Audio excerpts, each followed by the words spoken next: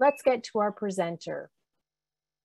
Rain Lillefeld is a communications professional and relationship builder with over 18 years in the nonprofit sector.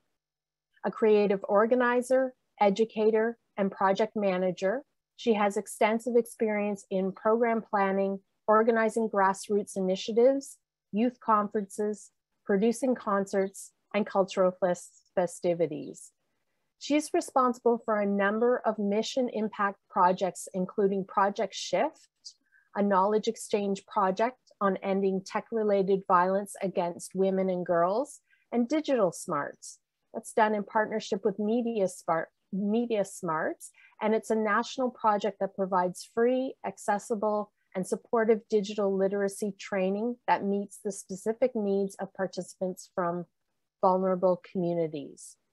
Rain also coordinates national organizational meetings, capacity building, and training events through the YWCA's Leadership and Learning Hub. Rain? Good morning, everyone. Thank you so much for the introduction. It's really good to be here.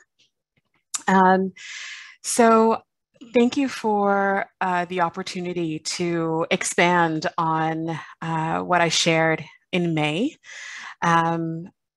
We have a lot to cover today, and so I just really will say right up front that I appreciate your time, because in these times, you know, doing professional development work is a challenge given everything that we already have on our plates.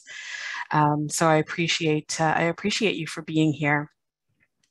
So I'll also share that I'm a settler, and as well, and my parents fled to Canada from South Africa, from apartheid South Africa, just before I turned 10.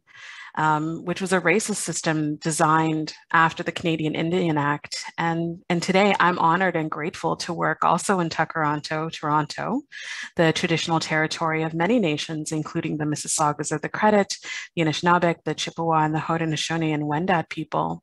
And also as a settler, I recognize that the contributions and the historic importance of Indigenous people. And through my land acknowledgement, I tie my commitment to our collective commitment to meet the challenges of the Truth and Reconciliation Commission, to make it real, and in particular to bring justice for murdered and missing Indigenous women across the country. And here also in this online space, it's important to be mindful that this space isn't safe for all of us. It's a tool of oppression, especially towards Black and Indigenous women, racialized women, gender and sexual minorities, people with disabilities, and others who experience intersections of marginalization. And this makes this kind of training that much more important as we work to keep our online spaces safer.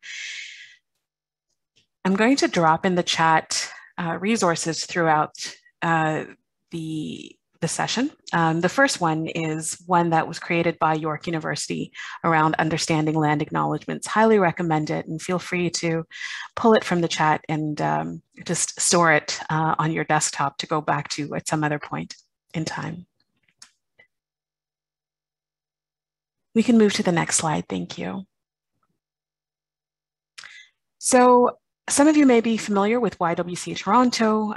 I was with YWCA Toronto for many years. I'm now working with YWCA Canada, which is a leading voice for women and girls, two-spirit and gender diverse people. We've been around for over 150 years. We have 31 associations across the country, and we've been at the forefront of the movement to fight gender-based violence, to build affordable housing, and to advocate for workplace equity. And we work to advance gender equity by responding to the urgent needs in communities through national advocacy and through grassroots initiatives.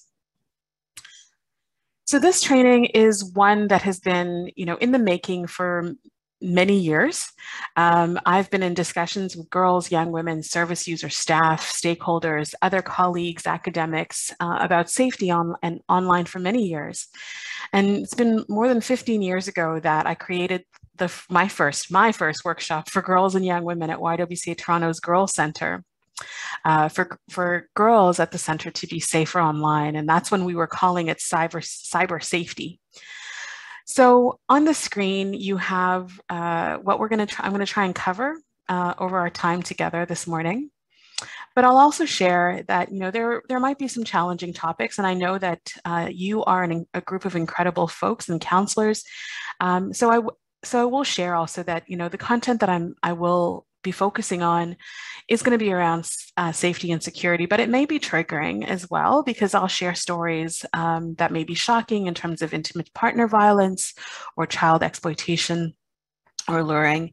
My pace also, I'll check in on that throughout our time together. I get excited about this content and tend to go fast when I'm excited, and I recognize that English isn't everyone's language, and also not everyone learns best through an audio format. So if for some reason I am going too fast, please pop in the chat, Rain, slow down.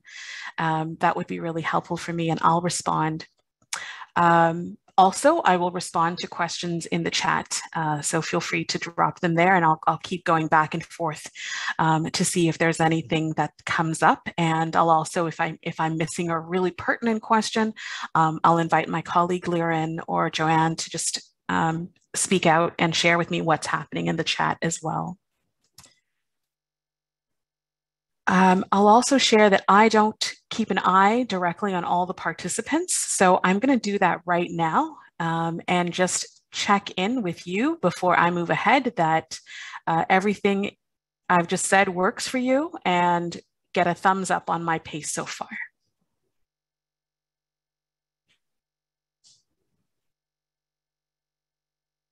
So feel free to put a thumbs up in the reactions. See a couple. Thank you for that. So we can move to the next slide. Thank you. So as we shared in my bio, Project Shift is some of the work that I've been doing over the last little while. Project Shift was funded to create a safer digital world for girls and young women.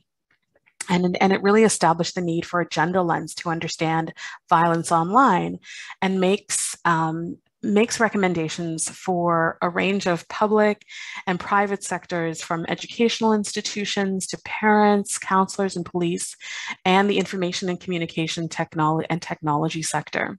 So as part of that project, we developed a number of resources. So YWCA Canada created a rights guide for youth, trusted adult guide. We updated some of our resources, our healthy relationship brochures and things like that, to include checklists and information about tech-facilitated violence. But one of the big pieces of work that we did during that project was I brought together about 12 ICT organizations, information, communication, and tech organizations, who committed to creating a safer digital world. And they worked with us through the life of the project. And during that time, I was totally a broken record, because I kept talking about the need for the sector to introduce more effective reporting and blocking policies, and that it come up faster, is quick, it's efficient, and it leads to like the removal of online posts really quickly, especially online hate crimes, and it leads also to the suspension of accounts of people who are posting. So we worked with Facebook on a pilot project to support survivors of intimate partner violence at our shelters and counseling centers. So folks who were concerned that their images would be shared without their consent by an ex-partner. And it allowed them to share, those folks to share the image with Facebook through the YWCA staff, so that it could be hashed preemptively, so that it couldn't be shared. So it's unfortunate, but this pilot was not a success.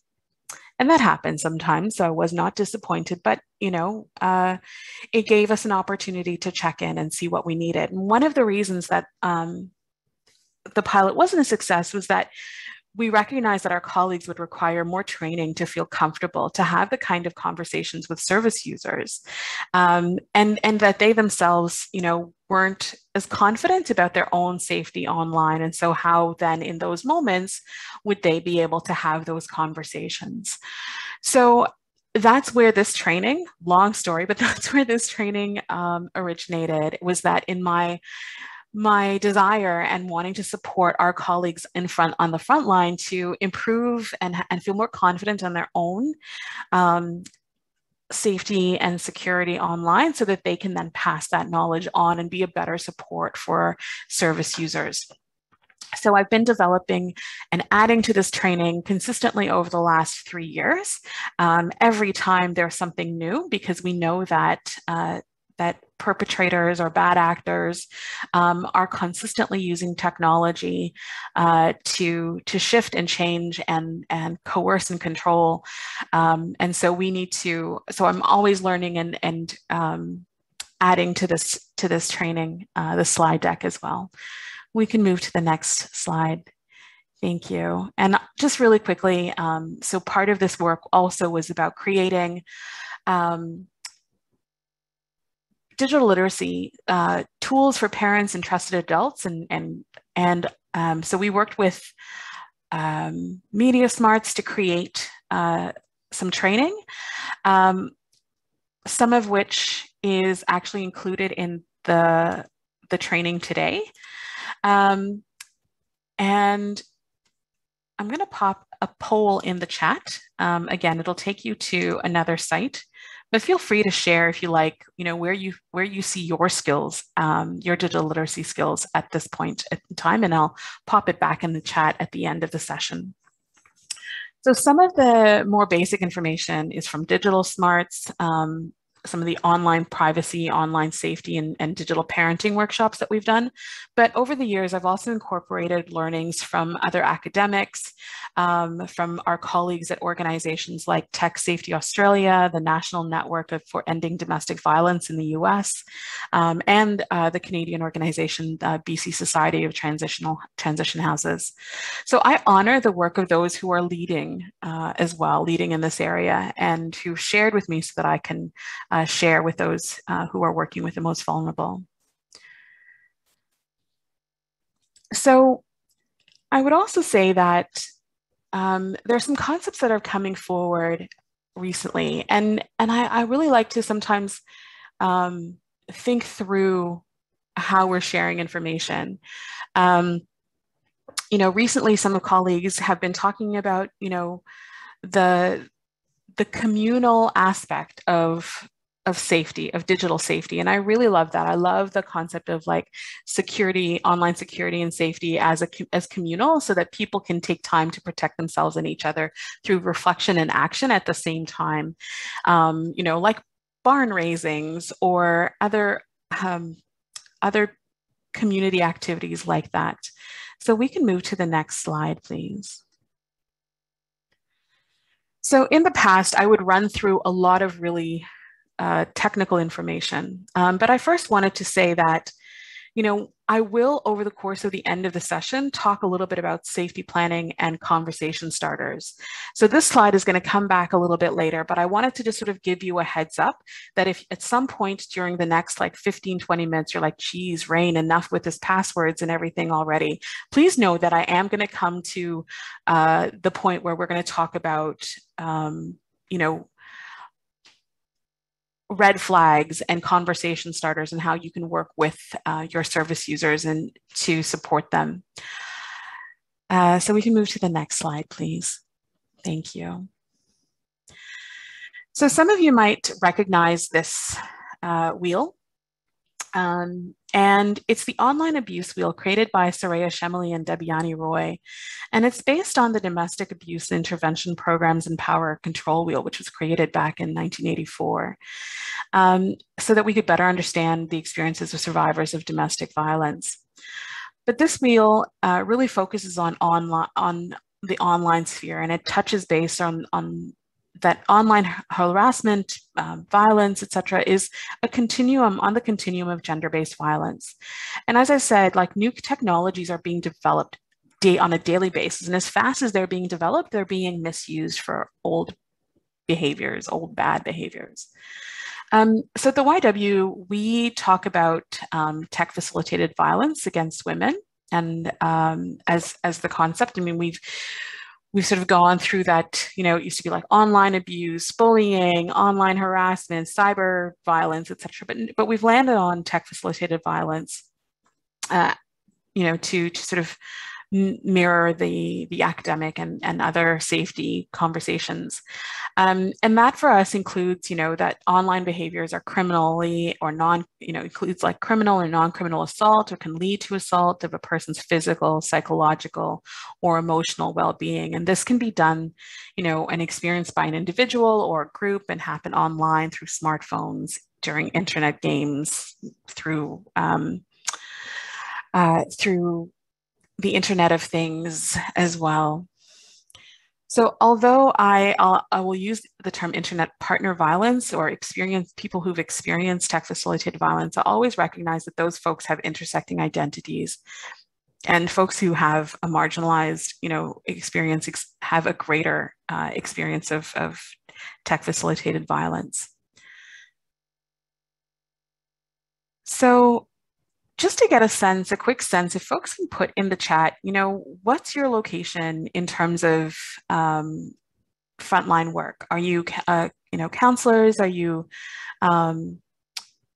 program workers? Just to sort of get a sense of who's in the room. If you can use the chat function to share that information with me, with all of us, that would be great.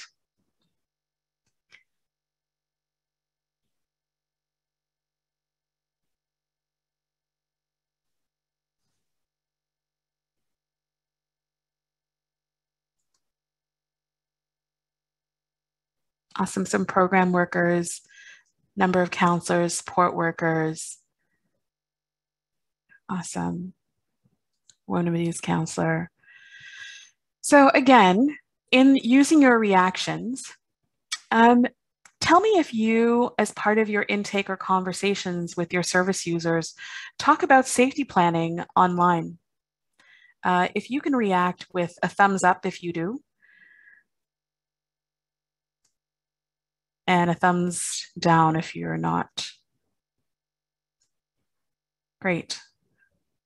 Awesome.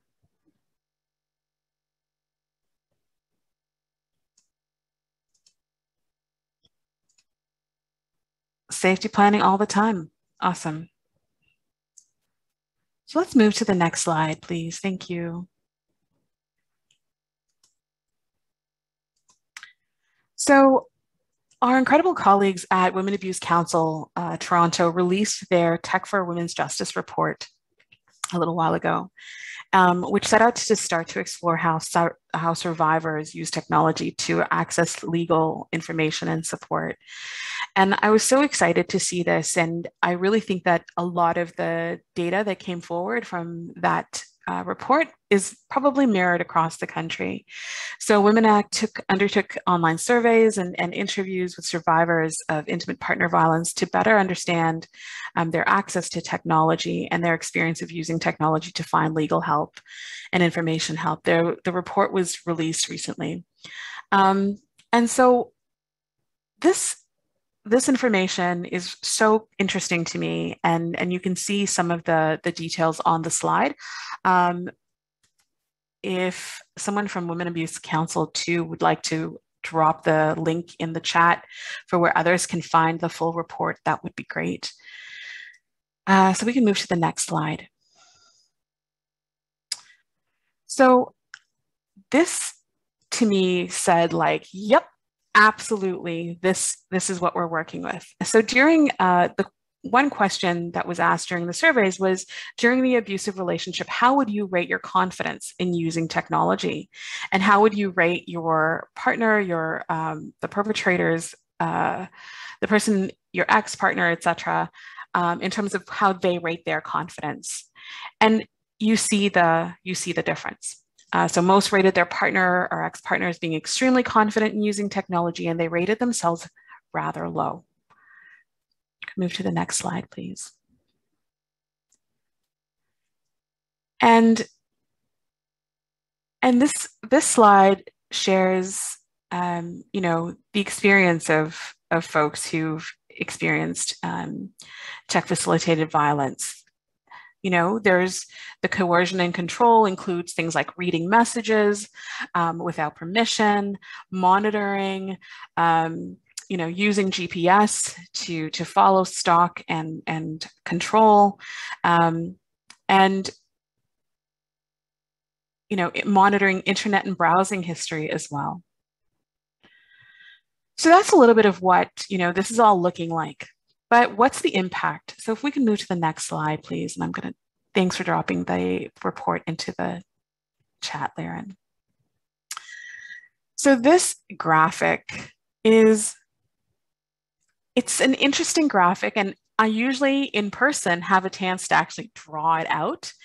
But you might recognize this as part of the healing that service users go through in terms of from the point of the traumatic experience through to coming back. So from stasis, going back to stasis. And usually it's a curve, right? And someone will eventually, not eventually, but go back to healing. With online harm, however, there's more information that, especially with things like having your intimate image shared on the internet without your consent, that there's always that fear and that consideration that at any given point in the day, someone is viewing this image.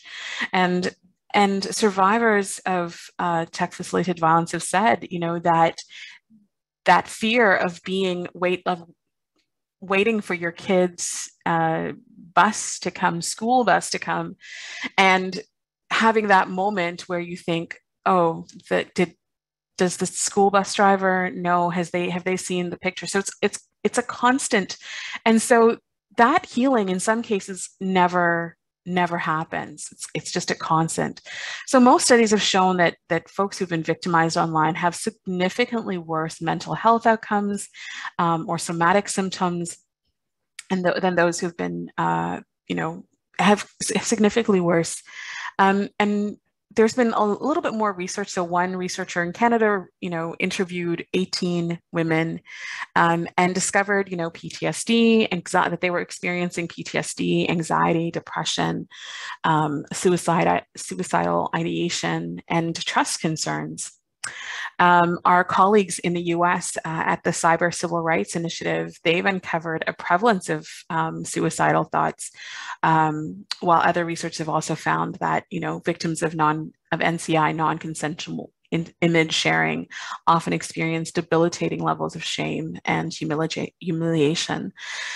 This illustration comes from the work of Professor Kristen Zielinski, who is a prof, who is a counselor, trauma specialist out of California. But there's beyond just the psychological harms, there's also the impact of being silenced, of having your privacy and safety removed. Economic harm is there as well, as folks consider what the impact of job searching is, again, having that fear. Or, for example, those who've experienced the most egregious types of harms will completely remove themselves from the internet altogether, really then limiting what their options are in terms of job search or work, etc. So it can really be debilitating. I'm going to pause here to see if anyone has any questions before we move to the next slide, and take some water.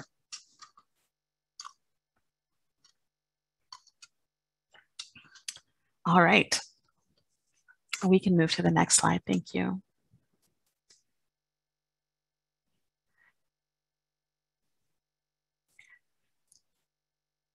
So we are all walking around with a phone these days. Many of us are walking with a phone. If you're working in service delivery, chances are you have two, your work phone and your personal phone.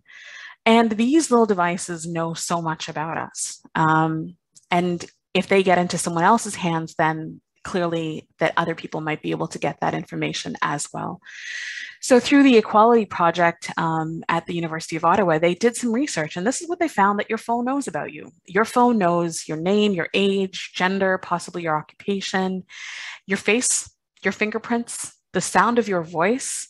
And, it knows what words you're going to use through predictive texting, right? So my phone knows that I'm going to say the word fuckery all the time. It's like as soon as I F you and then curry, it'll know your current location, the environment that you're in. It'll know what towers it's near, how fast you're moving, and in what direction, right?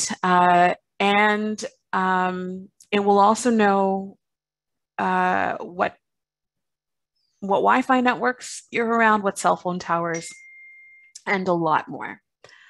So again, if our phones know this about us, it becomes quite a challenge, and we can quickly talk about, we're going to quickly talk about best practices as well. So moving on to the next slide. So some privacy basics.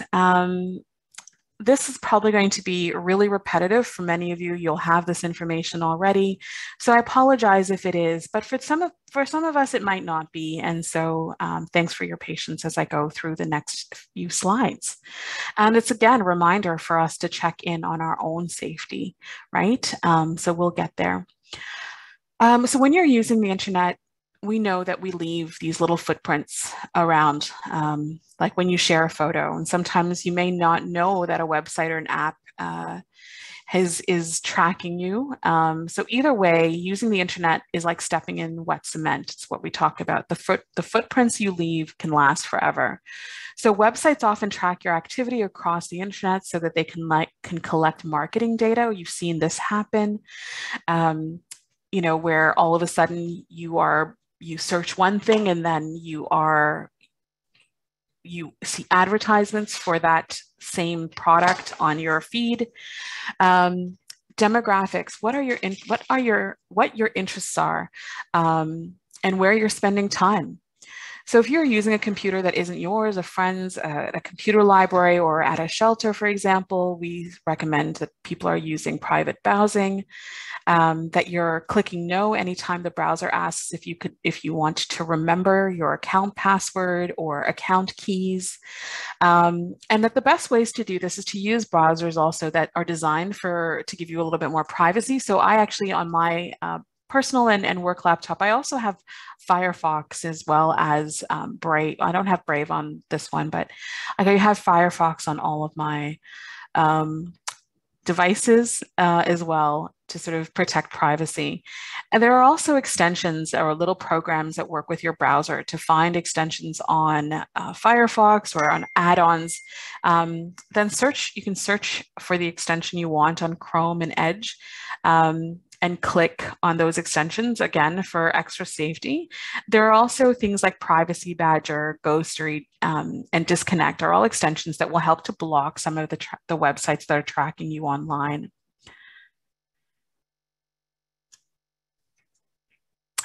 So the other really great thing to use is a virtual private network, which is technology that allows you to create a secure connection over a less secure network between your computer and the internet. And it protects your privacy by allowing you to anonymously appear to be anywhere you choose. They're a paid for service, but there are some free options. I'm dropping one in the chat. Where you can see what the best free ones are. So we can move to the next slide. So you'll recognize this network, right? We all in our homes, at works, have this kind of setup. And one of the most critical pieces is that network and accessing what can access the Wi-Fi network either at your workplace or at home at your service users' homes is the modem, the router, to recognize that it's really important to firstly protect the network by adding a passcode for the Wi-Fi network. Hopefully everyone no one's using an open network at their home anymore. So it's recommended that the modem is generally provided by your internet provider, and it allows you to connect the internet. And so the router, which can be a separate device, is connecting to your Wi-Fi enabled devices to the modem, right? And so having a passcode is really helpful. Using a creative name, as well, not like James Family Home Internet, is helpful. Changing your login credentials often. Setting up guest Wi-Fi networks, which is totally separate, so that folks who are visiting you or visiting your organization are accessing that network separately, so they won't have access to your devices as well. Also, you can set up, different kinds of encryption. And just highly recommend to check your provider and see what's possible there, so that you're using that as a first step in terms of, okay, we're going to get on this internet. How secure is everything that we're doing? So that's next step number one. Next slide, please. So computer use on site, again, this is another extension for folks who are in shelter spaces for us to consider, the computer library. A lot of associations now, might have, maybe not so much, but in some parts of the country, there are computer libraries at shelters and transitional housing spaces. So questions around, are folks aware that, if they're on a chat with someone, that they're keeping their others safe, that they're using, they're not saving their passwords or on that desktop. It might be helpful to post some reminders or notices around and also to include some of that information in an intake process, and reminding folks to clear their browser history, for example, or do searches in incognito mode. We can move to the next slide, please.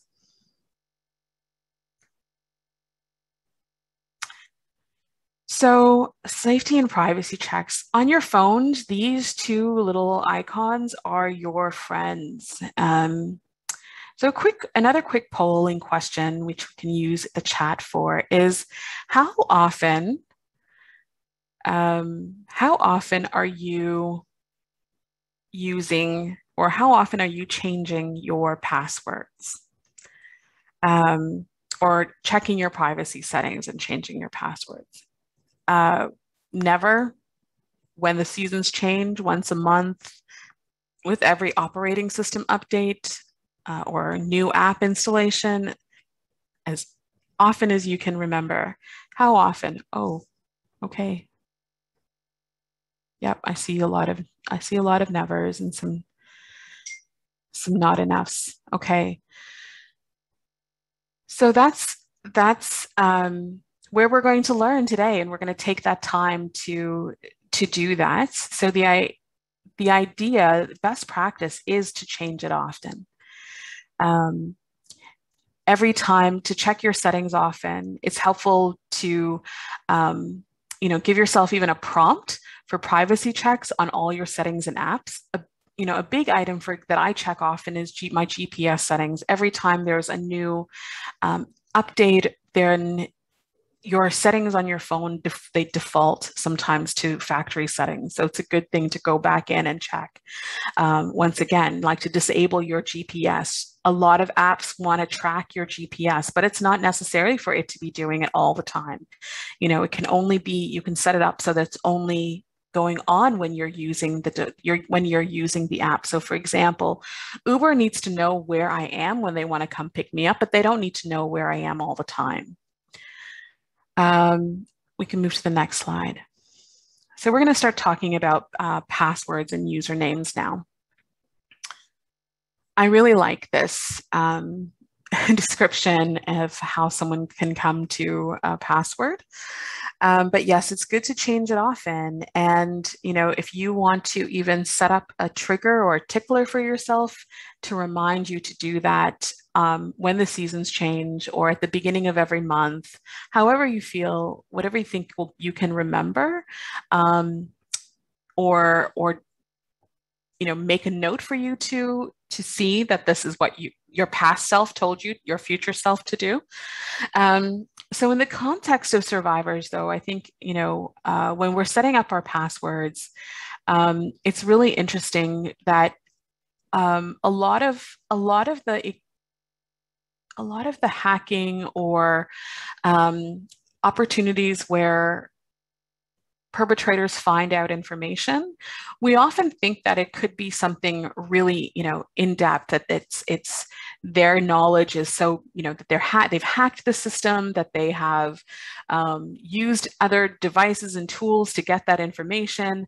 But often it's because they know the person that they know the victim, right?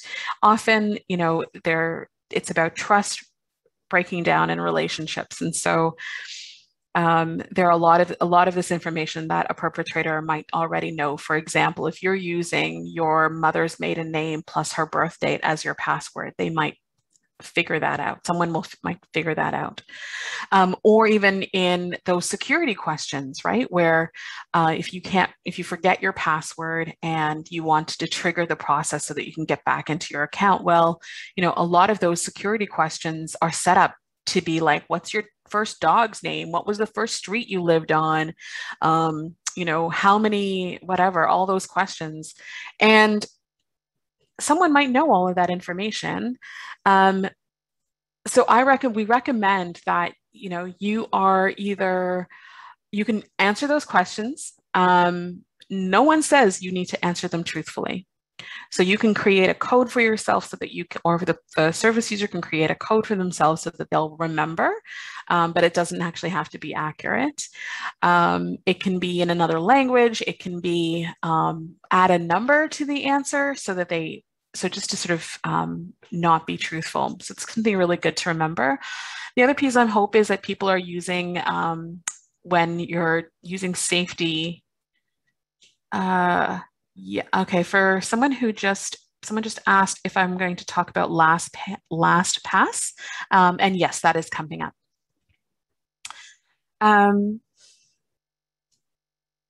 So again, another safety tip, making sure that you're, going to sites that have like a safety protocol connected, so HTTPS sites. Also, the information we know that we shouldn't be sharing with potential identity thieves or perpetrators is like date of birth and bank account information, passport numbers, credit card, all of that pieces. In terms of passwords, like what best practices are, people have sort of shifted to, using 15 characters for your password is probably best. As I said, using potentially another language that's not English is harder to hack. As much as trendy password books are cute, don't really recommend them unless you can create some kind of encryption analog code for other folks to decipher. If you're like Bletchley Circle level, certainly go ahead, but I wouldn't recommend putting down all of your passwords in one book. And I highly recommend it, and I'll talk about this in a little while, is setting up two-factor authentication. It's annoying, but it's really helpful and much safer. But best to use a strong password. Don't use common ones. Sometimes unlocking your device with your finger or your face might not be the best either. If you're going to use if you're going to use a fingerprint, don't use the index fingers. Like pick another one. But really, it's important to create strong passwords. And in fact, people are also not talking about passwords anymore, but talking about passphrases. And so when creating a passphrase, what it essentially is like three, can you keep the door open for me, please? Thanks. When you're using passphrases, it's essentially 3 words or more that are totally random. Again, multiple languages, great. So things like, correct horse bite or silly red kitchen plant, things like that. There are even random word generators online that you can use to create those kind of words. You can say this is how many words you want, and then it'll randomly generate. Those are fun to play with, just telling you anyway. Also, even misspelling words is helpful and hard to crack. So things like, again, like blah, blah, blah can be cracked, right? But this in the chat, much harder. So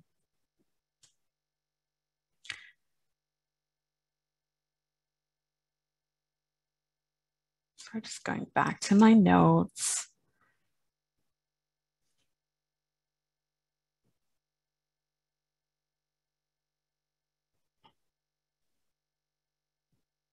Always happens where you lose your place. Only momentarily, though. I'm going to get there. Just a second. So also, Google and Chrome, Safari, they have keychains, right? Which is a way of you to store. So every time you say, yes, remember this password, also not always a good idea because it's going to stay on the device or laptop, etc. And if someone has access to that keychain, then they have access to all your accounts, right? So good not to go there. We can go to the next slide. Thank you. So two websites that I find really helpful are for you to check to see if your email address has been used in or has been part or compromised in a data breach is Have I Been Pawned? So that's really helpful. You can go to that site and enter your email address and see if your email has been part of a compromise. You can also use How Secure Is My Password, which will give you a really great way to check on how secure your password is. So the next slide, please. So for those of you who are working with people who've experienced trauma, and so that it's sometimes really hard for folks who have experienced trauma to, like, memory loss is key. So there are some things that can help with that. There's a lot going on for our service users, for ourselves, and so it's sometimes helpful to use things like a password manager. And this is a program that you can use to both create really difficult passwords to hack, as well as that will handle all of your passwords. So it's like a keychain, but it's much safer. So a helpful idea.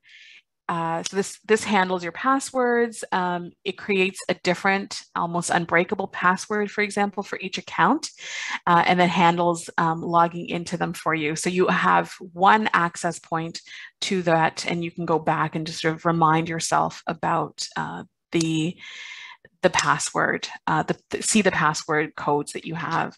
So they're quite useful, and they can solve that problem, especially when we have so many accounts these days. But you still need to make sure that the password to enter the LastPass or that password manager system is also super secure. Here in the chat, I'm posting a link to an article about the 5 best passwords.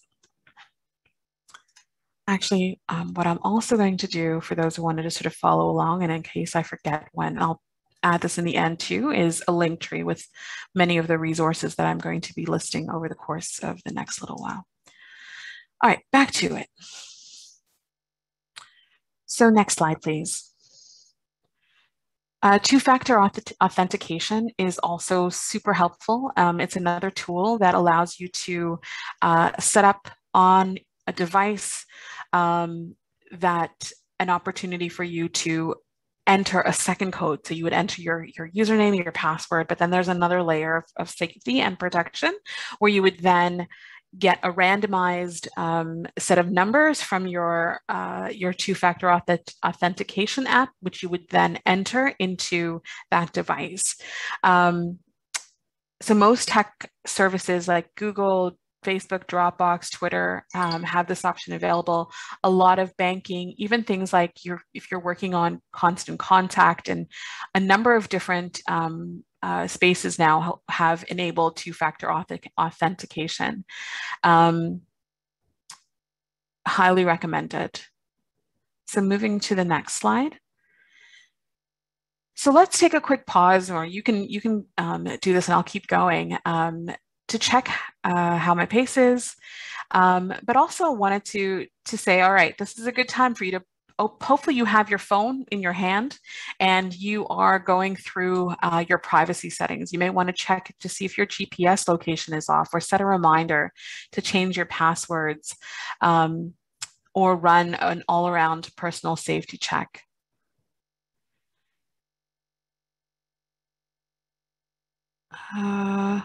Just checking the questions.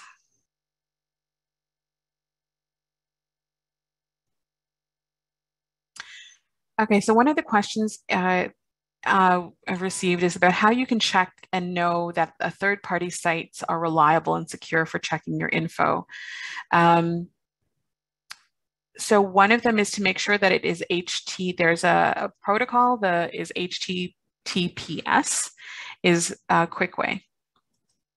And also Google, right? So before you put something in a site, just check to see if other people have been using it, if it's been flagged for any reason as well. And yes, we will share I think we'll share the recording after. We can move to the next slide.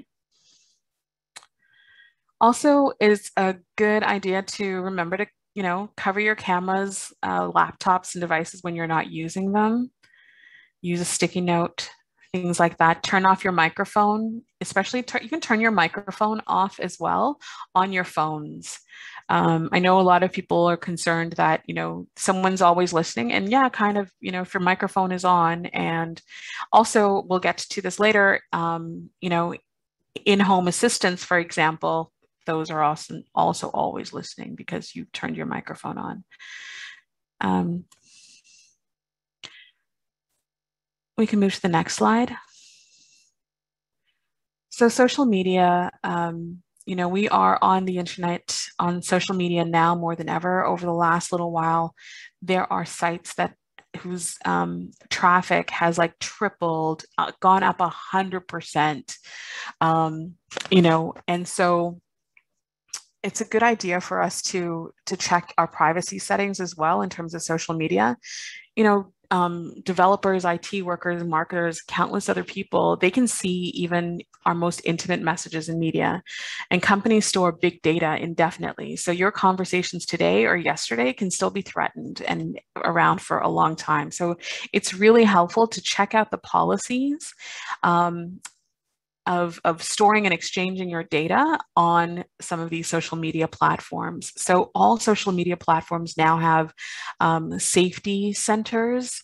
And so I recommend that if you're concerned, definitely check it out. And things are changing a lot because of regulations in Europe, for example. So it's really good to just sort of keep an eye on that.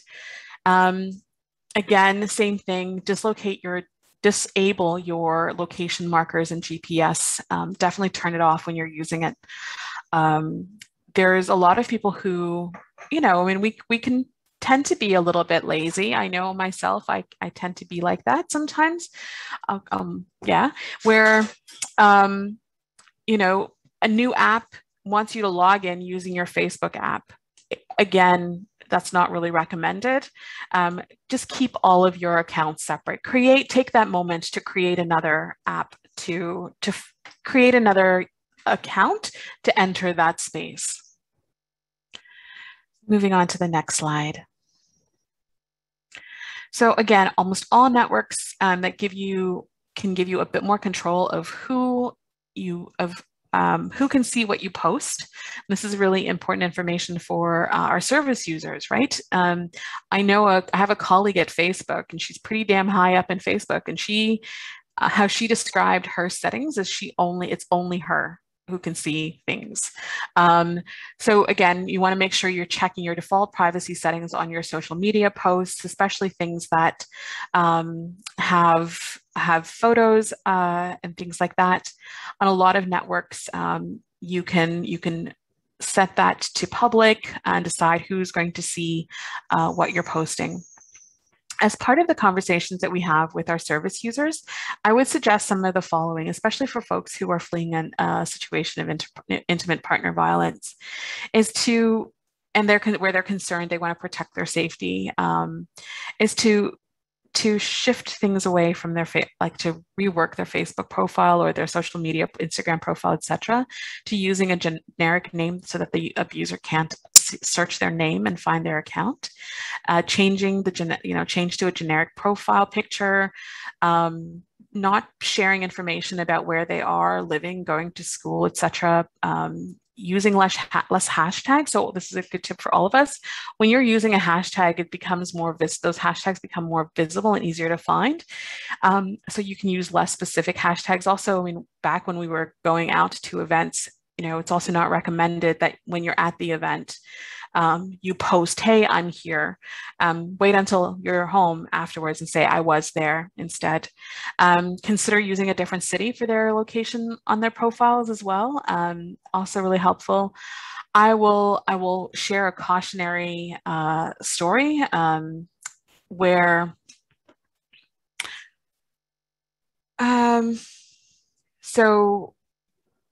a woman at a shelter she was at a shelter fleeing a partner, and had a particularly had like a snack that she loved, and it was, a lot of her friends knew that this was her snack, and so she had posted that she was like just a picture of the snack at a restaurant, and unusual cultural specific snack too, and someone saw that she had posted and tagged that restaurant, and her abuser found her, and she had to move. I mean, luckily she was actually moving very soon anyway. But again, something as innocuous as that, if someone is out searching and looking for any trace of you, it can be found. So we can move to the next slide. So some of you who have Facebook accounts and who are using your personal phones, this might happen where you have, using a social media service, you have recommendations of people you may know, right? This happens on LinkedIn for us professionals. It happens on Facebook. So, friends you may know from places that don't necessarily want them, I call it. By using personal information, you and your friends provide online social media companies, and they can predict, if you have friends in common, or again, go to the same places. Your searches can also be used to predict other searches. So Facebook knows when a relationship is going to end, apparently, even. So being in the same group or being tagged in the same photo is also one of those ways. But this can be essentially important, like sort of focusing on predictive analytics can especially be important for service users, right? So for example, if your service users take pictures or selfies or tagging others, including you, without permission, right? It's not so good. We can ask them, are they blurring people out in the background? Is their location identifiable?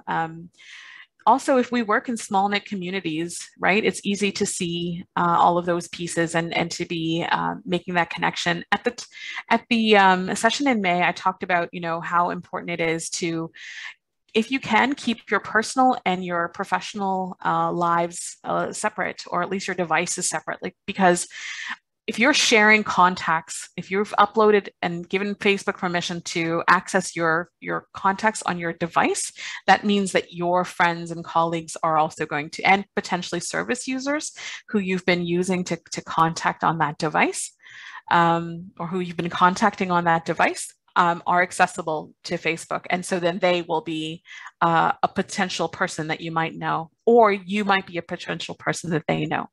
And if, again, someone decides to Google, oh, look, this person knows RAIN's with the YWCA. The YWCA is an organization that helps people who are fleeing violence. Oh shit, right? So we can move to the next slide. So reporting, a lot of social media companies have, really advanced their reporting flows and queues with a show of hands or some kind of reaction. Let's see if everyone, if folks are familiar with or if ever reported a photo or comment on a social media platform. Thumbs up.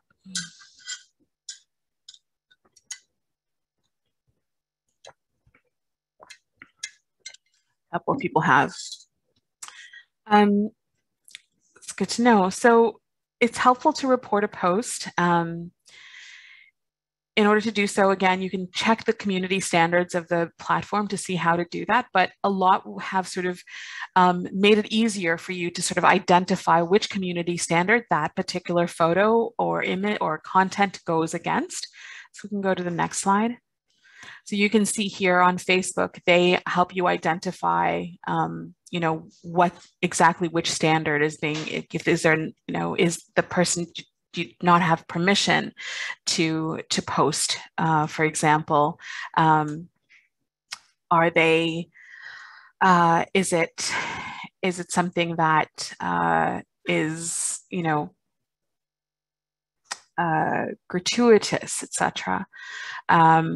They don't have permission. Is it bullying? Is it, what are the reasons why you're particularly blocking this report or notifying people about this report?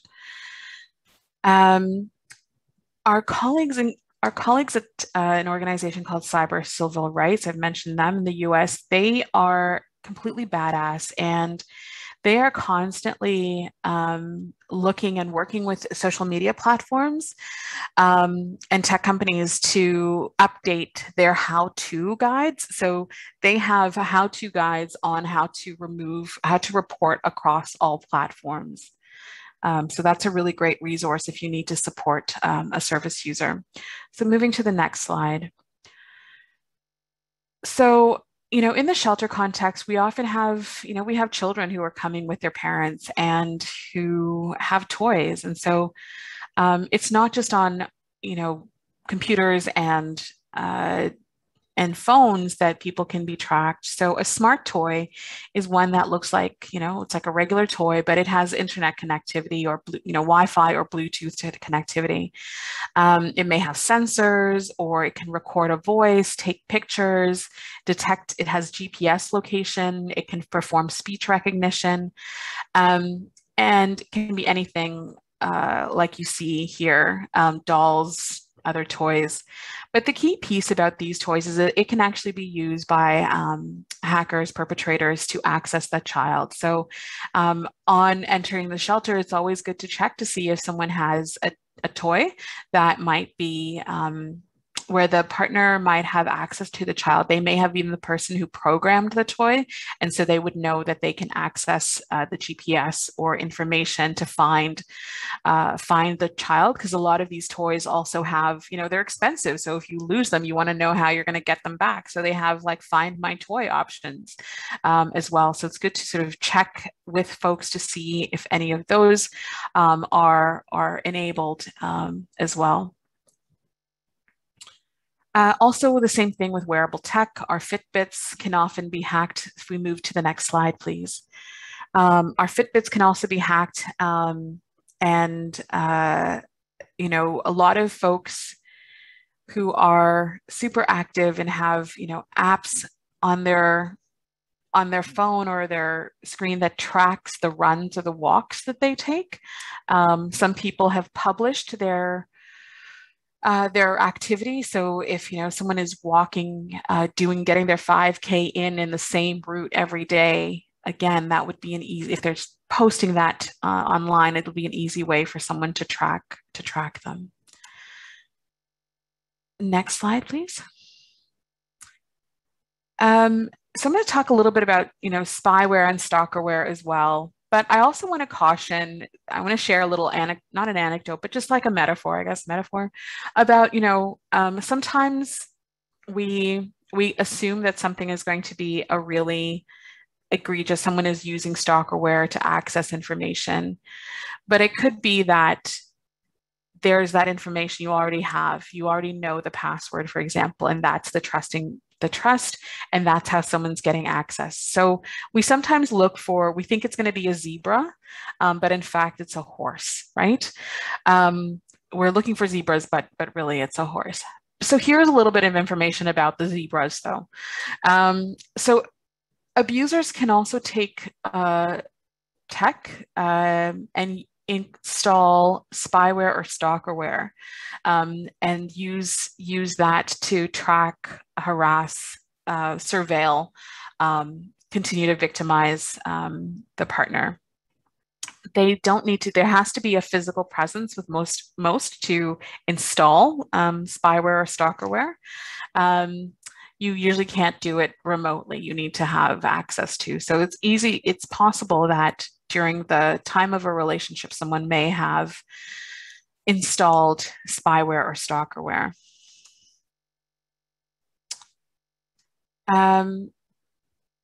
So it's been very easy, and these are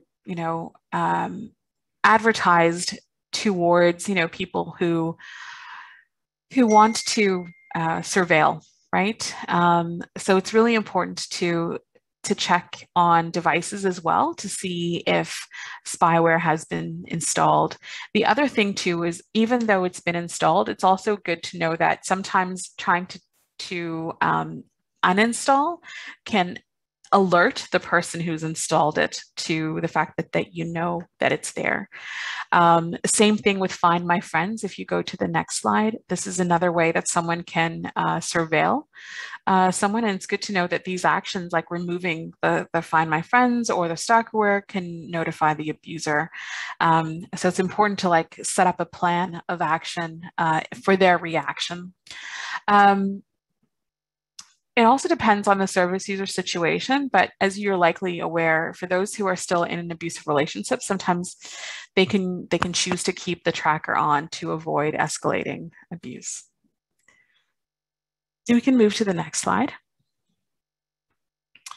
So tracking devices are being they are getting more and more popular because we lose things and we need to know where they are.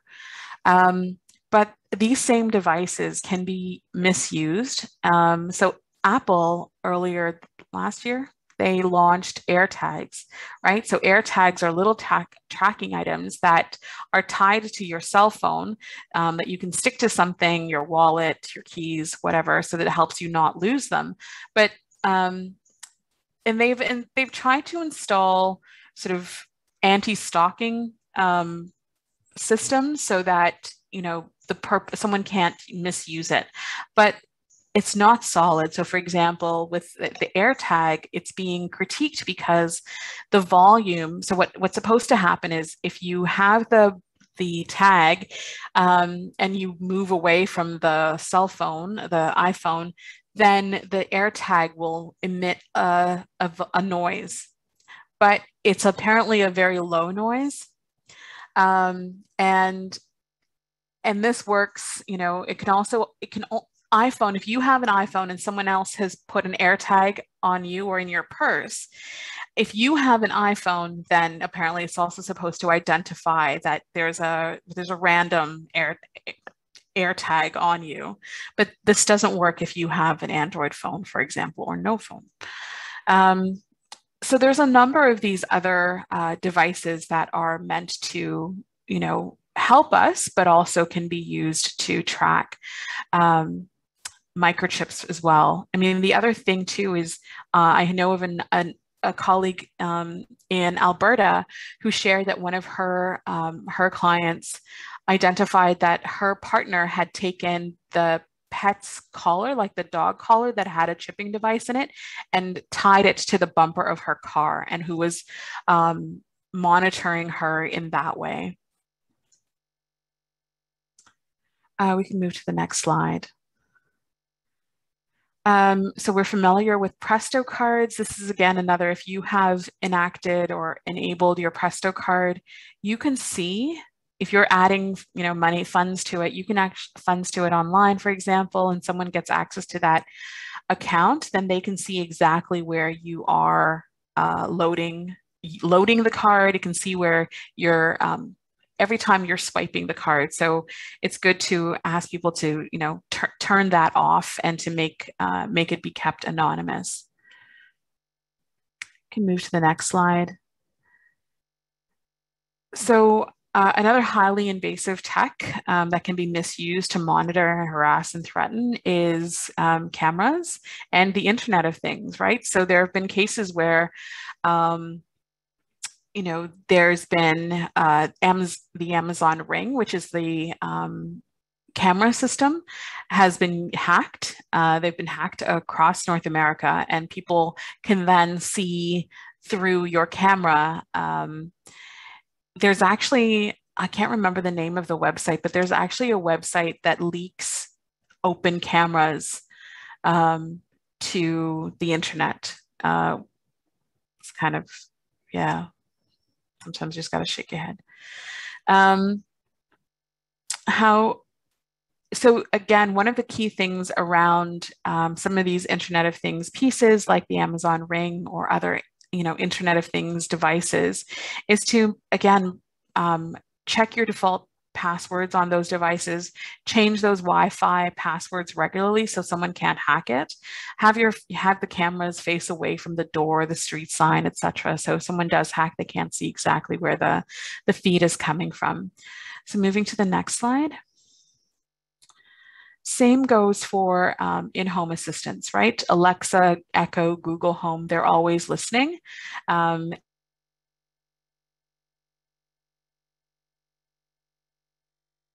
And sometimes if you're not, it becomes a video and an audio recording device as well. My internet seems to be unstable right now. Just keep going. So definitely consider contacting the service providers to, you know, make sure that all of your settings are done accurately. Sometimes if you're, I also know that some of these devices have been used in criminal or family court orders as well. Moving to the next slide. So that was a lot of information about sort of safety and security and all of the things that you need to, that would be helpful to protect and to consider that as service users are coming into your space, you're having conversations about checking their privacy and that you're taking the time to do so yourself. But it's important to also consider, you know, how are we having those conversations? So and rather than talking about, oh my gosh, like the fear factor of, and I know after all of I've shared, you know, it's easy to sort of start feeling really concerned. But rather than the sort of fear factor, it's also important to talk about, or I rather shift the tone to talk about what it is that folks want to protect, right? So for example, when someone's coming into the program, into a shelter, for example, to talk to them about, you know, what are their concerns? What are their worries? And then based on what their information they're providing is how you can go to the next step to access the safety settings or change things. So for example, are you concerned that the abuser knows where you are all the time? Are you worried that they might be able to access your messages or friends or family members? Are you concerned that they have shared pictures of you or information about you online without your consent? Are there devices that you have, for example, you know, that you or your children have that you want to check to ensure that they're safe? And, you know, I think that the sooner we have these conversations with service users when they're coming into our space, especially as a shelter setting, is better. another story, a woman who was at one of the YWCA shelters had gotten a protection order from the police to go back to her home to gather, more of her belongings, medications, paperwork, etc. And while there, she saw that her partner's phone was charging, and she brought it with her. So for whatever reason she had, whether it was about checking information on the phone, being just whatever moment she had in that, whatever reason she had in that moment, she took the phone with her. So of course, after a very short period of time, a matter of hours, he was there at the shelter knocking on the door, knowing that she was inside with his phone. So we had to move her as well. So I think about that moment of if we have those conversations, or if we provide like just a checklist or things to think about in that moment, then that might be helpful for folks as well. So there's some solid resources to pull from.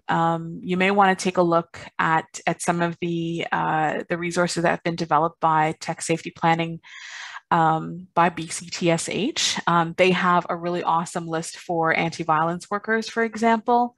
That's a checklist that sort of gives you a range of things to keep in mind. Things like, account information, social media platforms, things like, are you concerned about about the abuser knowing where you are at all the time, right? So with that answer, if they are, then you can say, okay, let's check your cell phone, what other applications, through social media, through friends and family, all of those things. The other note I would also say is that often abusers use, as you all know this, they use friends and family to gain access to the person. And so sometimes people forget that, social media is another way to connect with people. So it's good to inform friends and family as well, to not post about the person when they're trying to create safety and distance. Again, questions like, is the abuser, are you worried that they're accessing your communication or communicating with other people? And so let's explore that. You can say, let's explore some of those common ways that communication can be compromised. So email, cell phone, phones, all of that. Are you concerned that information is posted about you online, right? And then going through those questions with them around, well, could it be through your social media accounts? Do they have access to, does the abuser have access to those through your children, family, and friends' social media accounts? All of those pieces as well could be concerning. Is there information online about you as well that could be a concern? And so again, based on their response, going through those flows. So moving to the next slide. I have about 10 slides left, if you're wondering.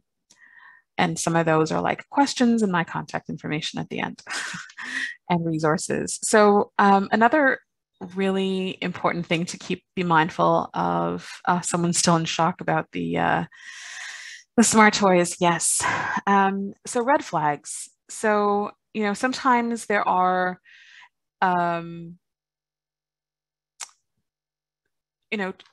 pointers to some things, or red flags as to if there's an issue, right? So there's a couple, right, that we know to look out for. So for example, if a service user's password isn't working all of a sudden, if their child has received a new phone or a new toy, if they're receiving anonymous messages on their cell phone, if their laptop takes too long to, if your laptop takes too long to turn on, for example, or all of a sudden becomes slow, that could be a sign. Fake accounts with their name.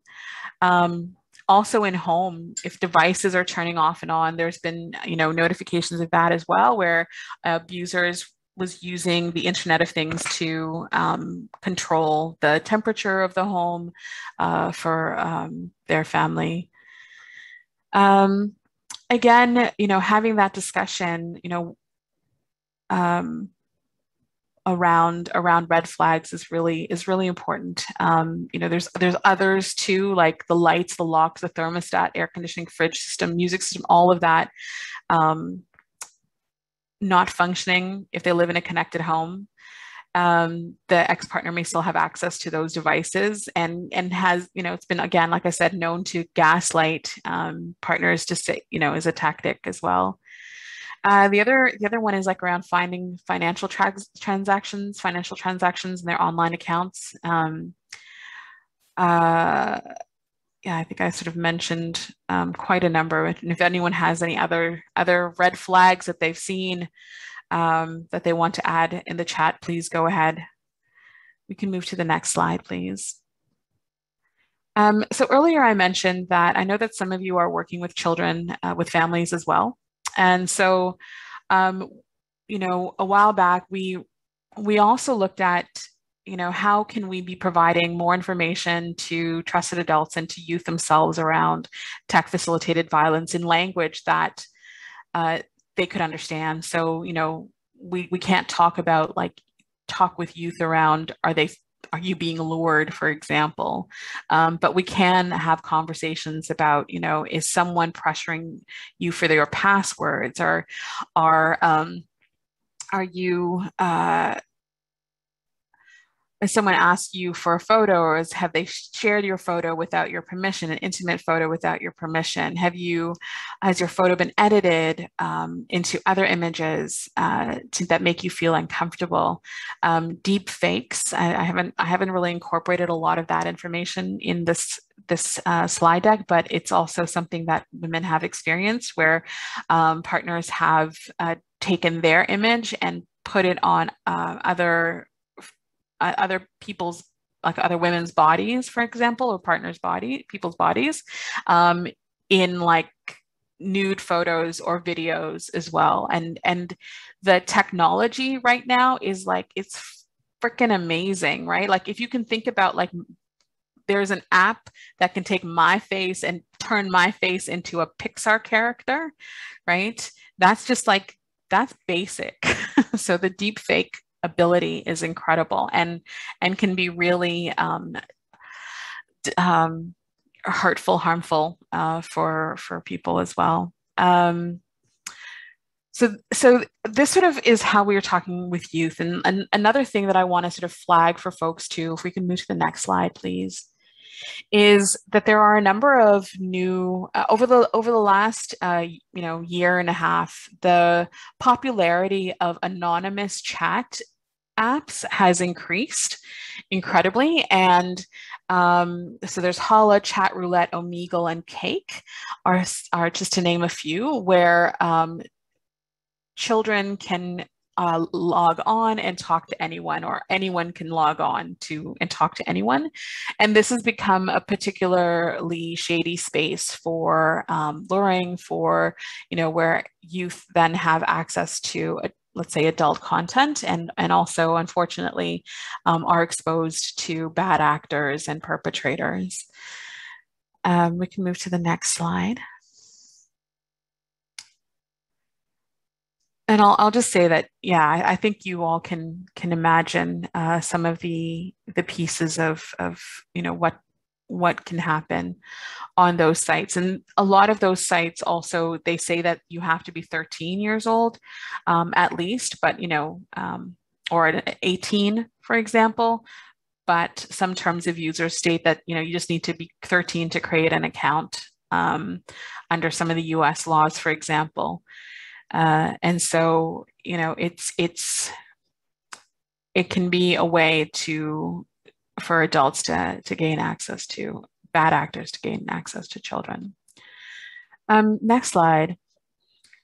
So I also shared a little bit about, best practices around COVID. So I think all of this sort of continues, where it's really helpful to be thoughtful in terms of how you're interacting with service users on your own devices, and to talk to survivors also about how to increase their privacy if they are concerned that their phone might be monitored. During COVID, we've seen, really an increase in intimate partner violence as well as tech facilitated violence. So it's just really good to be mindful of that. And so there's some best practices that I share here. And I spoke about this a little bit in May as well, around establishing, how to work with survivors in practice. So, for example, establishing verification identities, for example, or code words. How to email them and make sure that you're checking in on their safety. Also around setting boundaries in place. Because I know that a lot of counselors have, have service users reaching out to them at many hours through online chat or through chats and WhatsApp messages.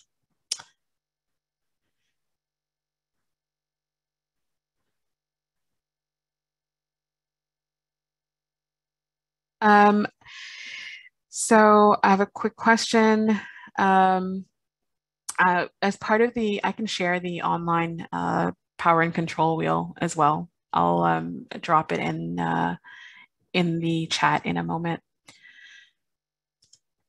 So here are some things about, we've talked about what all of the possibilities, and this is what if something goes wrong. One of the most common reasons that people sometimes don't want to use the internet is because something's going to go wrong. And the good news is that most of the time, there are some ways to address that, but sometimes it's much more serious, and we need to move to things like reporting to the platform or other things. So we can move to the next slide, please. Thank you. So a critical piece is, when something does go wrong, what do you do, right? And so the one piece I will say is, people have questioned my slide here and said, what do you mean by own up to your mistakes? Well, sometimes we do things inadvertently, right? So, and it's not, the intention isn't it's not maliciously intended, it's just an accident. So sharing a photo where you don't notice, for example, that in the background is someone eating and they don't look as pleasing because they have their mouth open, right? So in that, you can take a photo down, for example, and say sorry to the person who you posted it. But of course, there's a lot more egregious things than, someone posting a picture of me with like blueberry in my face. So the first step could be, ask them to take it down, report it, get legal help. Those are sort of the core pieces, and really understanding that there are violations, and in a lot of cases, some of this it's criminal, right? So, for example, if someone has shared an image without your consent, it's against the law. So, sharing intimate images of someone, which means a picture of someone who's fully or partially naked, is against the law. No matter how old the person in the picture is, that is against the law. Right? Things like upskirting and other things as well, right? So also wrong. And there are flows, so you can report those flows as you need to the platform. What I will also suggest is that it's really important to gather evidence. So we can move to the next slide. Because often what happens is you report the image, and if it's an ongoing case of harassment and violence, and the person wants evidence, take screenshots, because once the report if you report something and they take it down, then it's gone. So it's important to take screenshots of those images, of texts, emails, and to, to have backup copies as well. The organization Without My Consent, they have a really great chart that's sort of with the following headings, and especially if someone is experiencing a really a pattern of abuse and harassment and tech facilitated violence, it's good to have this kind of cataloged. So to create a chart that sort of identifies the date of when the action happened, what happened, the evidence is sort of setting up an account of a Dropbox or something where you can just save all of the data that we've created. And then also the evidence and anything that's still needed. So we can move to the next slide. I know we're at the end. So we're our time's up.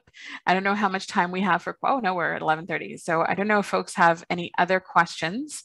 We'll also sort of scroll through the chat function to see if there are any questions that I've missed, but feel free to ask your questions now, and I can also pass you my email address. It's one of the last slides, so we can feel free to email me if you have any questions. And adding the resources that I shared earlier as well.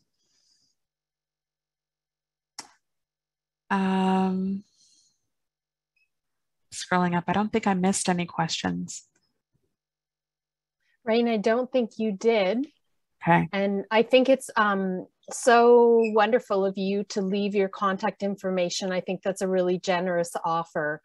I want to thank you for putting together such a comprehensive presentation today. It was incredibly thought-provoking for me and challenging, because it challenges everything that I assumed about my personal safety and about the safety of those around me regarding tech. I want to thank everyone for coming and sharing your morning with us.